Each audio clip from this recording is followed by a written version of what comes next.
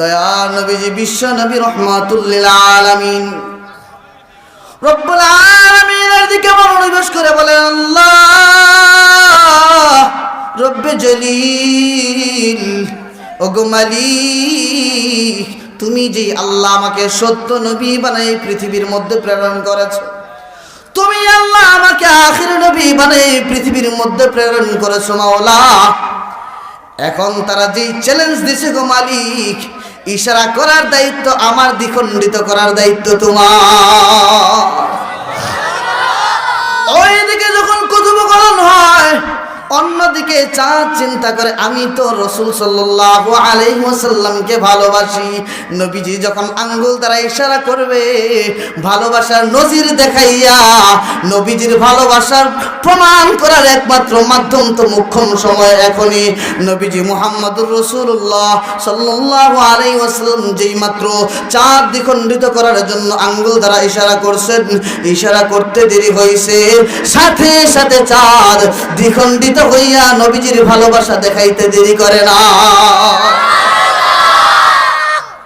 শুধু চাঁদ নবীজির ভালোবাসা দেখায় তা না, বিশ্ব নবী মুহাম্মদুর রাসূলুল্লাহ সাল্লাল্লাহু আলাইহি ওয়াসাল্লাম মসজিদে নববীর মধ্যে খুতবা দিতেন মরা খেজুর গাছের মধ্যে হেলান দিয়ে।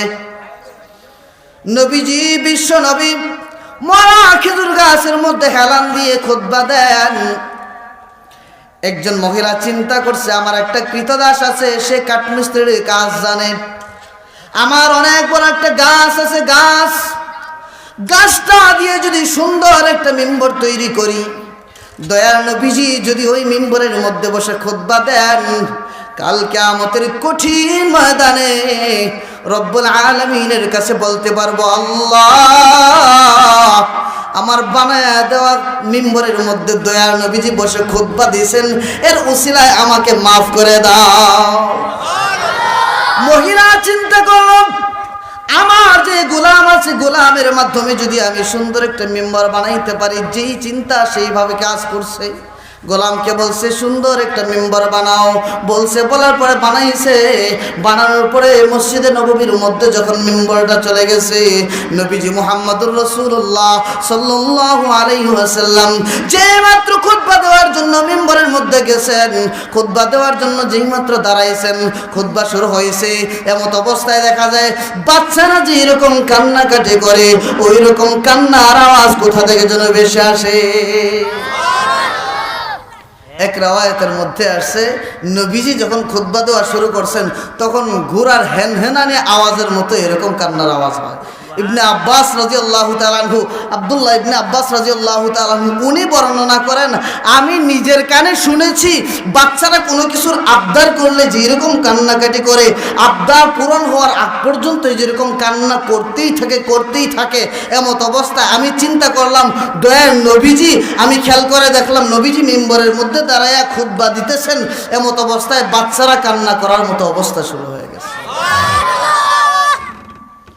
যে মাত্র নবীজির কানের মধ্যে কান্নার আওয়াজ আসছে, নবীজি চতুর্দিকে পরখ করে দেখলেন কোথা থেকে আওয়াজ আসছে। শেষ পর্যন্ত খেয়াল করে দেখলেন মরা খেজুর গাছ থেকে কান্নার আওয়াজটা আসতেছে। যেই মাত্র খেজুর গাছ থেকে কান্নার আওয়াজ আসতেছে, আল্লাহর হাবিব মুহাম্মদুর রাসূলুল্লাহ সাল্লাল্লাহু আলাইহি ওয়াসাল্লাম মিম্বর থেকে নামার পরে খেজুর গাছটাকে এরকম আঞ্জা মারে ধরছেন। আঞ্জা মাইরা ধরার পরে বুকের মাধ্যমে জড়ায় ধরার পরে বলতেছেন, রে খেজুর গাছ, তুমি আমাকে মহব্বত করো সেটাও জানি, তুই আর কান্না করিস না। রব্বুল আলামিনের দরবারে আমি ফরিয়াদ জানাবো, আল্লাহর কাছে মোনাজাত করব, আল্লাহ যেন তোকে এমন হায়াত দেয়, কিয়ামত পর্যন্ত তোর হায়াত আল্লাহ দীর্ঘায়িত করবে, বেমৌসুম 12 মাস তোর মধ্যে ফল ধরতে থাকবে। কান্নার আওয়াজ আরো বাড়ছে। কান্না থামার কথা না? কথা বলেন, কান্না থামার কথা না? আওয়াজ আরো বাড়ছে।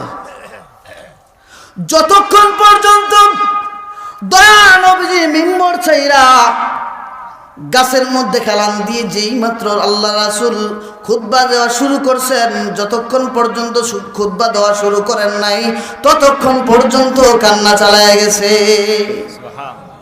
দয়া নবীজি বিশ্ব নবী রহমাতুল্লিল আলামিন মিম্বর সেইরা খেজুর গাছের মধ্যে হেলান দিয়া যেই মাত্র খুতবা দেওয়া শুরু করছেন অমনি ভাবে মরা খেজুর গাছ তার কান্না থামায় ফেলছে। খেজুর গাছ ভালোবাসা দেখায়, ভালোবাসা অর্জন করে। শুধুমাত্র মরা গাছ না, মরা পাথর নবীজির ভালোবাসা দেখায়। কেমনে দেখায় বলবেন হুজুর, বলেন কেমনে দেখায়? শুধুমাত্র বললেই হলো নাকি? পাথরে ভালোবাসা দেখায়, ভালোবাসার জবাবও পেয়ে যায়, ওইটা বললেই হয় নাকি? দয়াল নবীজি বিশ্বনবী রাহমাতুল্লিল আলামিন প্রত্যেক দিন মদিনায় যখন প্রবেশ করেন, মদিনায় প্রবেশ করা অবস্থায় যেই রাস্তা দিয়ে প্রবেশ করেন, ওই রাস্তা ছেড়ে একদিন নবীজি মুহাম্মদুর রাসূলুল্লাহ সাল্লাল্লাহু আলাইহি ওয়াসাল্লাম এমন একটা রাস্তার দিক দিয়ে গেছেন, যেই রাস্তার দিক দিয়ে গেলে উহুদ পাহাড় থেকে অনেক দূর দিক দিয়ে যায়। যেই উহুদ পাহাড় দয়া নবীজি মুহাম্মদুর রাসূলুল্লাহ সাল্লাল্লাহু আলাইহি ওয়াসাল্লাম সব সময় যেই রাস্তা দিয়ে যান, উহুদ পাহাড় গেছে নিচের দিকে যেই রাস্তা আছে, ওই রাস্তা দিয়ে সব সময় যাইতেন। এমত অবস্থায় দেখা যায় আজকে যেই দিন দয়া নবীজি বিশ্ব নবী রাহমাতুল্লিল আলামিন আজকে মদিনায় প্রবেশ করে, ওই রাস্তা দিয়ে যায় না, উহুদ পাহাড় নবীজিকে দেখতে পারে না।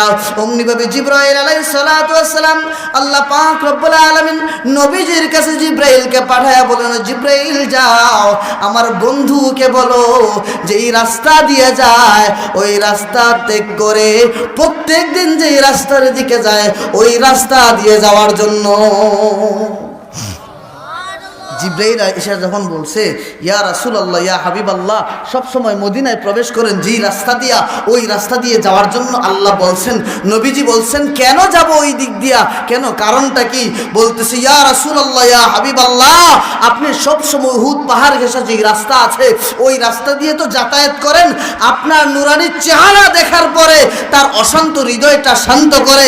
পাহাড় যখন আজকে আপনাকে দেখতে পারে নাই, উহুদ পাহাড় আপনাকে না দেখা আল্লাহর কাছে দরখাস্ত প্রেরণ করতেছে, কান্না করতেছে আর বলতেছে আল্লাহ নবীজিকে না দেখলে আমার অশান্ত হৃদয় শান্ত হবে না, আমার এই দিকে না যাওয়ার আগ পর্যন্ত কান্না থামাবো না। এই জন্য আল্লাহ তার ভালোবাসা মঞ্জুর করছেন।